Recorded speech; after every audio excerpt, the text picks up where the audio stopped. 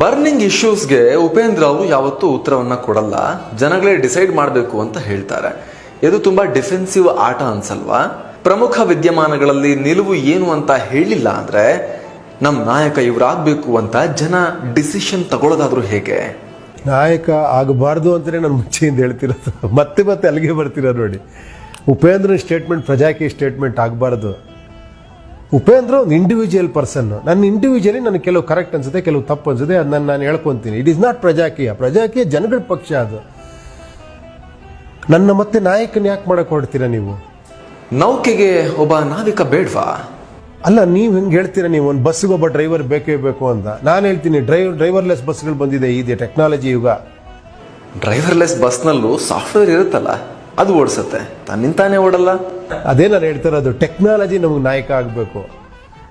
ಏನು ಹೇಳಿ, ಮನುಷ್ಯ ಆಗಬಾರ್ದು, ವಿಚಾರಗಳ ನಾಯಕ ಆಗಬೇಕು. ಭಗವದ್ಗೀತೆಯ ಅದರೊಳಗಿರುವಂಥ ಸತ್ವ ನಮಗೆ ದೇವರಾಗಬೇಕು, ಬರೀ ಕೃಷ್ಣ ಅಲ್ಲ.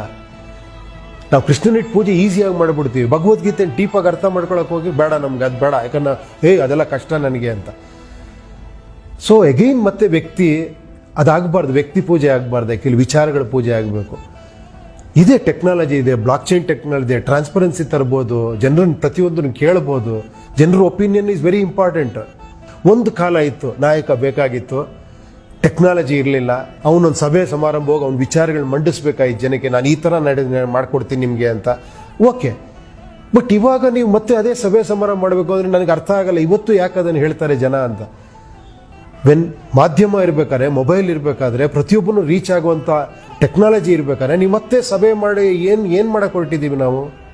ಉಪೇಂದ್ರ ಅವರು ಒಬ್ಬ ರಾಜಕೀಯ ತತ್ವಜ್ಞಾನಿ ಆಗಿನೇ ಉಳಿದು ಮುಂದಿನ ಪೀಳಿಗೆ ನಿಮ್ಮನ್ನ ಪುಸ್ತಕಗಳಲ್ಲಿ ಪೊಲಿಟಿಕಲ್ ಫಿಲಾಸಫರ್ ಅಂತ ಓದೋ ರೀತಿ ಆಗ್ಬಿಟ್ರೆ ಏನ್ ಮಾಡೋದು? ಅಲ್ಲ, ಅದಾಗದೇ ಇರಲಿ, ಈಗಲೇ ಆಗಲಿ ಅಂತ.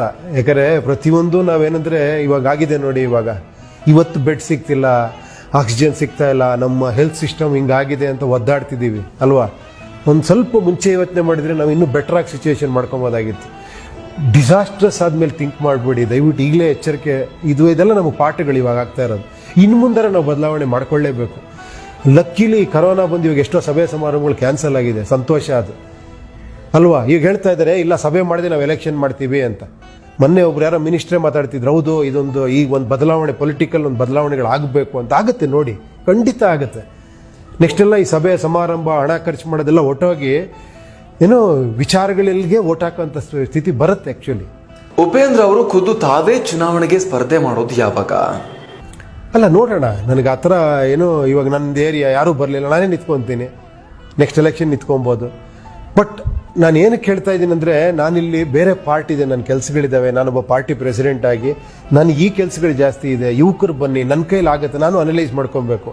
ಈಗ ನಾನು ಹೇಳ್ತಿರೋದು ನನಗೆ ಯೋಗ್ಯತೆ ಇದೆಯಾ ಕೆಲಸ ಮಾಡೋಕ್ಕೆ, ನನಗೆ ಫಸ್ಟ್ ಅರಿವಾಗಬೇಕು.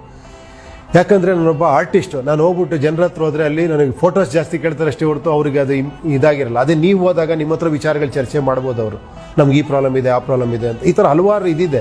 ನೋಡೋಣ, ಅದೆಲ್ಲವನ್ನೂ ಮೀರಿ ಕೂಡ ನಾನೇನೋ ಕೆಲಸ ಮಾಡೋಕ್ಕೆ ಸಾಧ್ಯ ನನ್ನ ಕೇಳಿದ್ರೆ ಖಂಡಿತ ಮಾಡ್ತೀನಿ ನಾನು. ಭರವಸೆ ಎಲ್ಲರೂ ಕೊಡ್ತಾರೆ, ನಿಮ್ದು ಹಾಗೆ ಆಗಲ್ಲ ಅಂತ ಏನು ಗ್ಯಾರಂಟಿ? ಅಲ್ಲ, ಭರವಸೆಗಳು ಬೇರೆ. ನೀವು ಟಿವಿಲಿ ಕೂತ್ಕೊಂಡು ನಾನು ಅದು ಮಾಡ್ತೀನಿ ಇದು ಮಾಡ್ತೀನಿ ಅನ್ನೋ ಭರವಸೆ ನಾನು ಹೇಳ್ತಿಲ್ಲ. ಇಲ್ಲಿ ಕೆಲಸ ಮಾಡೋದು ಏನು ಮಾಡ್ತೀವಿ ಅಂತ ನಾವು ಹೇಳ್ತಾ ಇಲ್ಲ, ಹ್ಯಾಕೆ ಕೆಲಸ ಮಾಡ್ತೀವಿ ಅಂತ ಹೇಳ್ತಾ ಇದ್ದೀವಿ.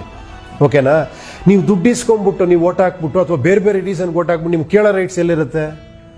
ಅಟ್ಲೀಸ್ಟ್ ನೀವು ಈ ವಿಚಾರಕ್ಕೆ ಓಟ್ ಹಾಕಿದಾಗ ನೀವು ನಿಲ್ಸಿ ಕೇಳ್ತೀರಾ ಅವನ್ನ ಅಲ್ವಾ? ಕೇಳಲೇಬೇಕಲ್ವಾ ಜನ?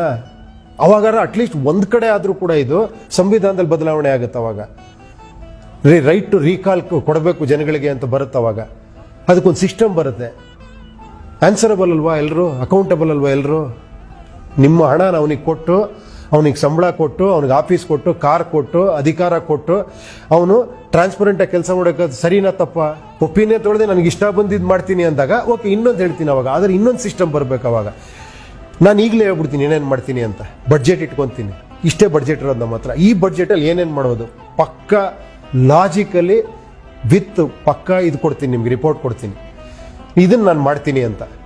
ಇಷ್ಟೇ ತಿಂಗಳಲ್ಲಿ ಮಾಡ್ತೀನಿ, ಹಿಂಗೆ ಮಾಡ್ತೀನಿ ಅಂತ. ಇದಕ್ಕೆ ನೀವು ಓಟ್ ಹಾಕ್ತೀರಾ. ಇದನ್ನು ನಾನು ಮಾಡಿಲ್ಲ, ನಾನು ಕೆಳಗಿಳಿಬೇಕು. ಈ ಸಿಸ್ಟಮ್ ಅರ ಬರ್ಬೇಕು ತಾನೆ. ಅಂದರೆ ಮ್ಯಾನಿಫೆಸ್ಟೋ ಕೋರ್ಟಲ್ಲಿ ರಿಜಿಸ್ಟರ್ ಆಗೋ ಸಿಸ್ಟಮ್ ಅರ ಬರಬೇಕು. ಅವಾಗ ನಾನು ಜನನ ಕೇಳಲ್ಲ, ನಾನೇ ಪ್ಲ್ಯಾನ್ ಮಾಡ್ತೀನಿ, ನನ್ನ ಐಡಿಯಾ ಎಲ್ಲ ಹಾಕ್ಬಿಟ್ಟು ನಿಮ್ಮ ಮುಂದೆ ಇಡ್ತೀನಿ. ನಿಮಗೆ ಸರಿ ಅನ್ಸರಿ ನೀವು ಇದಕ್ಕೆ ಓಟ್ ಹಾಕಿ, ನಾನು ಅದೇ ಕೆಲಸ ಮಾಡ್ತೀನಿ. ಇದರ ಆಗಬೇಕಾ ಬೇಡವಾ ಹೇಳಿ? ಈಗಲೂ ಮ್ಯಾನಿಫೆಸ್ಟೋ ಎಲ್ಲರೂ ತರ್ತಾರೆ, ಆದ್ರೆ ಅದಕ್ಕೆ ಹೇಳೋರು ಕೇಳೋರಿಲ್ಲ, ಉತ್ತರದಾಯಿತ್ವ ಇಲ್ಲ. ಅಟ್ಲೀಸ್ಟ್ ಅವಾಗ ಎರಡಾರ ಆಗಬೇಕು ಅಂತ. ಒಂದು ಮ್ಯಾನಿಫೆಸ್ಟೋ ಬೇಸ್ಡ್ ಆಗ್ಬಿಟ್ಟು ಫಸ್ಟೇ ಜನ ಡಿಸೈಡ್ 4 ಮ್ಯಾನಿಫೆಸ್ಟೋ 4 ಜನ ತಂದರು, ನನಗೆ ಇದು ಕರೆಕ್ಟ್ ಅನ್ನಿಸ್ತು. ನನ್ನ ಒಂದು 50 ಕೋಟಿ, ನನ್ನ ಏರಿಯಾ 50 ಕೋಟಿಲಿ ಇವನು ಇದೆಲ್ಲ ಮಾಡ್ತಾನೆ, ಇವನು ಬೆಟ್ರು ಅಂತ ನಾನು ಓಟ್ ಹಾಕಿದೆ. ಇನ್ನೊಬ್ಬ ಹೇಳ್ದ 50 ಕೋಟಿ ನಾನು ಇದೆಲ್ಲ ಮಾಡ್ತೀನಿ ನಾನು ಇಷ್ಟು ದುಡ್ಡಲ್ಲಿ ಅಂತ, ಇವ್ನಿಗೆ ಇವನು ಬೆಟ್ರು, ಇವನು ಓಟ್ ಹಾಕಿದೆ ಅಲ್ವಾ? ಅದಕ್ಕೆ ಹಾಕ್ಬೇಕು ನಾನು ಓಟ್. ಮಾಡಲಿಲ್ಲ ಅಂದರೆ ಅವನು ಆನ್ಸರಬಲ್ ಆಗಿರ್ಬೇಕು, ಅಕೌಂಟಬಿಲಿಟಿ ಇರಬೇಕು, ರೆಸ್ಪಾನ್ಸಿಬಿಲಿಟಿ ತೊಗೊಬೇಕು ಅವನು ಅಲ್ವಾ? ಇದು ಒಂದು ಸಿಸ್ಟಮ್, ಅಟ್ಲೀಸ್ಟ್ ಇದಾರ ಮಾಡ್ಬೇಕಲ್ವಾ? ಪ್ರಜಾಕೀಯದಲ್ಲಿ ಲೀಡರ್ಶಿಪ್ ಲೈನ್ನಲ್ಲಿ ನೋಡಿದ್ರೆ ನೀವು ಬಿಟ್ಟರೆ ಬೇರೆ ಯಾರೂ ಕಾಣದೇ ಇಲ್ಲ.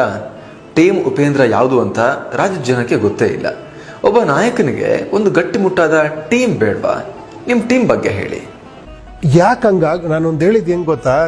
ಏನಂದರೆ ನಾವೆಲ್ಲ ಎಕ್ಸಾಂಪಲ್ಸ್ಗಳನ್ನೇ ಫಾಲೋ ಮಾಡ್ತೀವಿ. ಇದುವರೆಗೂ ನಾವು ನೋಡಿರೋದು ಲೀಡರ್ಸ್ಗಳನ್ನೇ, ಆಶ್ವಾಸನೆಗಳನ್ನೇ, ಸಭೆ ಸಮಾರಂಭಗಳನ್ನೇ.